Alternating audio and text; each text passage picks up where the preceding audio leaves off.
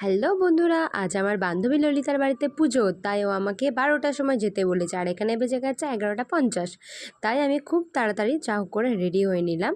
এখানে আমি খুব তাড়াতাড়ি স্নান সেরে চলে এসেছি। সবার প্রথমে আমি চুলে একটু সিরাম নিয়ে নিলাম, তারপরে মুখে একটু প্রাইমার নিয়ে ভালো করে মেখে নিলাম, দেন একটু ময়েশ্চারাইজার। যা গরম পড়েছে বাইরেতে, বেরোতে একদম গায়ে জ্বর চলে আসছে।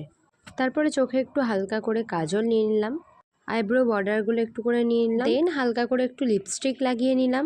তারপর তাড়াহুড়োর মধ্যে দুটো কানের বের করে পরে নিলাম। আর পারফিউম তো মাস্ট, ওটা তো আমাকে নিতেই হবে। তারপর একটা ছোট্ট টিপ পরে হাতে ওয়াচটা পরে নিলাম। তারপর এই যে মাতাজি আমাকে দিতে চললেন, গিয়ে দেখি বান্ধবী বাড়ি বাড়ি প্রসাদ দিয়ে বেড়াচ্ছে। তারপর ওদের বাড়িতে গিয়ে মা মনসার দর্শন নিলাম। এখানে তো কাকিমা বসে, গিয়ে দেখে আগেই পুজো হয়ে গেছে, তাই কাকিমা আমাকে প্রসাদ ধরিয়ে দিল। তারপরে দেখি বান্ধবীর ছোট্ট ননদ, দেওর, হবু বর এসে বসে আছে। এখানে শাশুড়ি মা তো প্রসাদ দিচ্ছে। তারপরে সকলে মিলে খেতে বসে পড়লাম। বান্ধবী দেখি আমাকে ছেড়ে তার হবু বরের সাথে খেতে বসে পড়লো। এখানে কাকিমা রান্না করেছিল খিচুড়ি, কুমড়োর তরকারি, চাটনি, পায়েস, পাঁপড়, বোঁদে। খাওয়ার পর কাকিমা আবার হাতে প্রসাদ ধরিয়ে দিল বাড়ির জন্য। তারপর আবার মা নিতে চলে এলো। বান্ধবীকে টাটা দিয়ে বাড়ি চলে এলাম। আজকের জন্য তোমাদের কাছে টাটা।